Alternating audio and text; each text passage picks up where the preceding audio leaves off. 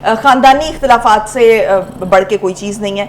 लेकिन आपको क्या लग रहा है कि क्या ये इक़्तिदार का मामला है? क्योंकि कुछ लोग जो है वो इस तरफ इंडिकेट करते हुए भी नज़र आ रहे हैं कि ये असल में जो जंग है, जो इसकी बैक ऑफ दी माइंड है वो या बैक ऑफ दी जो ये टॉक है, ये इक़्तिदार की जंग है। क्या मामला है ये? देखिए, पहली बात तो यह है कि सूरत हाल अभी बाहर आना शुरू हुई है। आने वाले दिनों में और मज़ीद क्या कुछ बाहर आएगा वो तो हम देखेंगे। बुनियादी तौर पर ये बेगम और बहनों की जो घर के अंदर की लड़ाई थी वो बाहर चौक में आ गई है। एक तरफ फिक्रमंद बहनें हैं जो समझती हैं कि हमारे भाई को कुछ ना हो जाए, दूसरी तरफ सियासत में डूबी हुई उनकी बेगम साहिबा हैं, वो भी समझती हैं कि खान साहब की गैर मौजूदगी में ये तो उनका हक भी है और उनका इख्तियार भी है।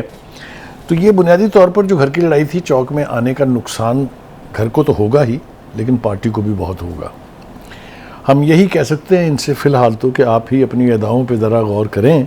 हम अगर अर्ज़ करेंगे तो शिकायत होगी, क्योंकि जब लोग इस पर तबसरे करने लगेंगे तो ये बात और ज़्यादा बढ़ जाएगी। अब इसके पस मंज़र बयान करना बहुत ज़रूरी है।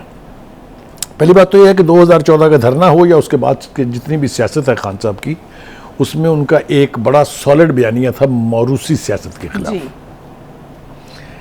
और वो बयानिया उन्होंने धड़ाधड़ बेचा, हर जलसे में बेचा, हर जगह बेचा। लेकिन अब ज़रा घर की तरफ जब वो पलट के देखते हैं तो मामला जात का अगर आप जायज़ा लें और एनालाइज करें उसको, तो यहाँ भी कोई सूरत हाल ज़्यादा मुख्तलिफ नहीं है। देखिए, पहली बात तो यह है कि पार्टी को सदा से खान साहब तो पार्टी के अमूर पर ज़्यादा वक्त सर्फ नहीं करते थे। वो तो लीडर थे, बहुत बड़े लीडर थे। सैफुल्लाह नियाज़ी साहब जो है वो उनकी तमाम इलेक्शन कैंपेन हो, चाहे धरने हों, चाहे लॉन्ग मार्च हो, चाहे पार्टी मीटिंग्स हों, कुछ भी हो, वो सारा निज़ाम उनके पास था।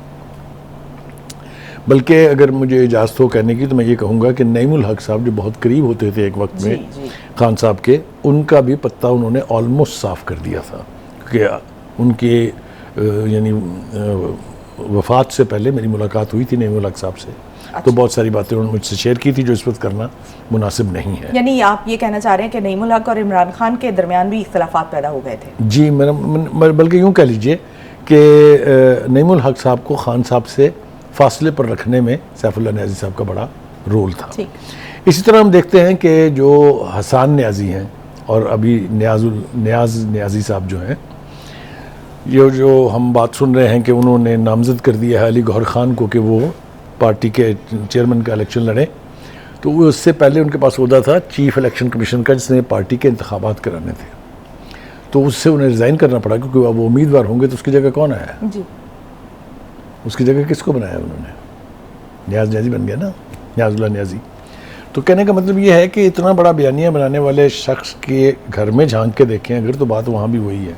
और अब ये जो लड़ाई है बेगम साहिबा और बहनों के बीच, यानी नंदों और भावज के बीच, वो अभी तो एक वीडियो लीक आई है, आगे आगे देखिए होता है क्या। अभी बहुत कुछ मंजर आम पर आना बाकी है। ऐसा क्यों हो रहा है?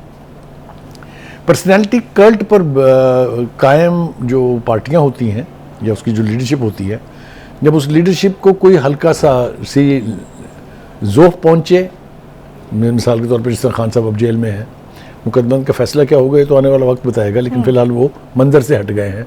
तो आप देखिए एक अजीब किस्म की अफरा तफरी है पार्टी में। दो लोग जो बुनियादी तौर पर पार्टी के मसाइल के और अमूर के ज़िम्मेदार होना चाहिए थे, चलिए आप शाह महमूद कुरैशी साहब को तो कह लें एज को चेयरपर्सन, वो तो अंदर हैं। दूसरे हो सकते थे परवेज़ इलाही साहब, वो प्रेसिडेंट थे, वो भी। लेकिन जब ये बाहर थे, जेलों में नहीं थे, तो तब कौन सा पार्टी संभाल ली थी इन्होंने? जो पार्टी की टूट फूट का अमल था वो तो इन्हीं की नाकों के नीचे हुआ है ना। यानी एक तो वो तो टूट फूट थी जो खान साहब के खुद बाहर होते हुए हुई थी, जिसमें अलीम खान साहब थे, उनके साथ जहांगीर तरीन साहब थे। वो तो बहुत पहले हो गए। मैं वही कह रहा हूँ ना कि तोड़ फोड़ का अमल तो उनके होते हुए भी शुरू हो गया था।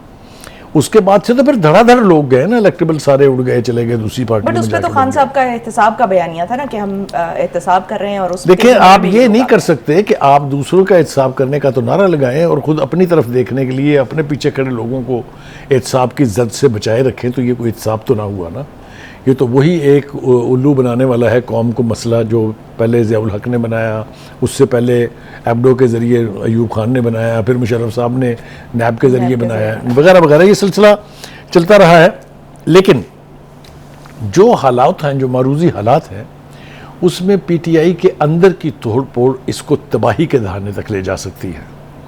तो मैं मशवरा देने वाला कोई नहीं होता हूँ, ना मेरी किसी ने सुननी है, लेकिन हम ये ख्वाहिश कर सकते हैं कि पीटीआई का जो भरम कायम है, जो उसका वोटर है, जो उसके यानी जो उसके या क्या कह लीजिए आप, जो उसके परस्तार हैं खान साहब के, वो डिसअपॉइंट होंगे अगर पार्टी के अंदर और ख़ास तौर से घर में तोड़ फोड़ होगी तो। और तोड़ फोड़ का अमल जो है उसका आगाज़ चूँकि हो गया है, लिहाजा अब ये लगता नहीं है कि ये जल्दी रुक जाएगा। लेकिन बुखारी साहब आप ये कह रहे हैं कि ये इक़्तिदार की जंग है, ये जो ऑडियो लीक हुई है ये इक़्तिदार की जंग है जो हम नहीं कह रहे हैं, हम नहीं कह रहे हैं, एक तासुर उभर रहा है। चले एक तासुर उभर ठीक है तो, लेकिन जो नाम नॉमिनेट किया चेयरमैन पीटीआई के तौर पर, वो इनमें से किसी का भी नहीं था जो खानदानी एक हो सकता था, उनकी बहनें हो सकती थी या बुशरा बीबी हो सकती थी। तो फिर ये मसला क्यों इस वक्त सामने? देखिए, असल मसला है कि पार्टी को किसने लीड करना है। वो तो एक वक्त ही है ना, टेम्परेरी तौर पर वो इलेक्ट हो जाएंगे, जो ही इलेक्शन हो जाएंगे खत्म हो जाएंगे, फिर से चेयरमैन साहब वापस आ जाएंगे, तो उसकी कोई अहमियत नहीं है। अहमियत यह है कि जब खान साहब बाहर भी थे तब भी बुशरा बेगम का काफ़ी अमल दखल था सियासत में। अगर आपको याद हो, पंजाब उन्होंने चलाया फरागोगी और उस्मान बुज़दार के ज़रिए, और पार्टी के फैसले जो हैं वो कभी रूहानियत के ज़रिए, कभी फॉलों के ज़रिए, मैं ज़्यादा इसके ऊपर बात नहीं करना चाहता, वो होने की रवायत तो आम है ना, मतलब ये तो हर किसी को मालूम है। किसी ने कहा गुड्डियाँ खून लगी हुई लटकी हुई थी, किसी ने कहा गोश्त फेंक दिया गया, वो सारे कुछ जो है ये होता रहा। किसी ने कहा कि आप पहाड़ पे ना जाइएगा, आपकी वजारत कायम नहीं रहेगी, वजारत आल उज़्मा जो है। किसी ने कहा आप फलां दिन की रोशनी ना देखिएगा, तो उन्होंने बाल्टी ओढ़ ली। तो ये सारी बातें जो है हम तक पहुँचती रही हैं, हम तख्लीक नहीं कर रहे हैं, ना हम इस पर कोई पॉइंट स्कोरिंग करना चाहते हैं।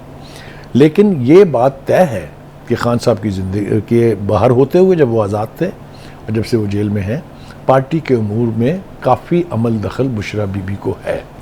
तो लेकिन बहनों की ख्वाहिश अब यह है कि वो नेचुरल कस्टोडियन है पार्टी के, अगर उनका भाई जेल में जब तक है, या उसके बाद अगर खुदा ना खास्ता उनको सज़ा हो जाती है, तो फिर वो पार्टी की कमान जो है किसी और के हाथ पर देने पर आमादा दिखाई नहीं देती है। लेकिन इस घर की लड़ाई के ऊपर फिरदौस आशिक अवान साहिबा का जो रद्द-ए-अमल है वो हम अपने नाज़रीन तक नहीं पहुँचाएंगे तो बड़ी ज़्यादती हो जाएगी। एक बात तो ये याद रखिए कि वो एक तवील अरसे तक न सिर्फ ये कि इंफॉर्मेशन मिनिस्टर रही, बल्कि वो पार्टी की स्पोक्स पर्सन रही हैं एक तवील अरसे तक। लिहाजा उनकी बात को आप उठा के इसलिए नहीं फेंक सकते कि जी एनू की पता है कि मामला जात की हैं। वो ये कहती हैं असीर और हमशीर और पीर के बीच, असीर जो है यानी खान साहब जो हैं, वो हमशीर और पीर यानी बुशरा बेगम और बहन के बीच पिस रहे हैं। मतलब है, आप उनके लफ्ज़ों का चुनाव देखिए और वो क्या कहना चाह रही हैं वो देख लीजिए। इक़्तिदार की जंग गली मोहल्लों से होते ही घर के सहन तक आ पहुंची है, ये हम पहले कह चुके हैं। सियासत में घरेलू ताल्लुक शामिल करने का यही इंजाम होना था, यानी इसमें भी ये तासुर है कि ये पहले से शुरू है, अब उसका इंजाम हो गया है। हैविंग सेड दैट, दूसरी तरफ अगर हम देखें कि ये जो ऑडियो लीक्स है, इसके हवाले से आज काफ़ी गुफ्तगू की है खोसा साहब ने। खोसा साहब कंट्रोवर्शियल हुए हैं पिछले 2-3 दिन में इस एतबार से कि अली गौहर साहब के नाम का ऐलान किया था, आपको याद है, अली जफर साहब ने। नहीं, उनके बाद वो तो इंडोर्स किया ना उन्होंने, सेकंड किया उनको, लेकिन प्रेस कॉन्फ्रेंस में कि मुझे खान साहब ने कहा है कि आप अली गौहर साहब जो है इनका नाम अनाउंस कर दें एज चेयरमैन, ताकि जो पार्टी के इलेक्शन है उसमें वो मुंतखब हो जाए। खोसा साहब ये कहते हैं कि नहीं भाई, मुझे तो उन्होंने कहा है कि चेयरमैन मैं ही हूँ, मैं ही रहूँगा। अब हु यू ट्रस्ट? उनकी बहन से किसी ने सवाल किया कि जी ये दो वकील दो मुख्तलिफ बातें कह रहे हैं, तो उन्होंने कहा वो भी ठीक कह रहे हैं, वो भी ठीक कह रहे हैं। उनको वो बात कही गई होगी, उनको वो बात कही गई होगी। अब वो ये क्यों कह रही हैं? उनका ख्याल ये है, मेरी इंटरप्रेशन है कि अगर ये अली जफर मुंतखब भी हो जाते हैं, अली गौहर मुंतखब भी हो जाते हैं, तो बहरहाल जब पार्टी इमरान खान साहब बाहर आएंगे वो ख़त्म हो जाएंगे, जब इलेक्शन होंगे ख़त्म हो जाएगा, वापस वो फिर चेयरमैन बन जाएंगे।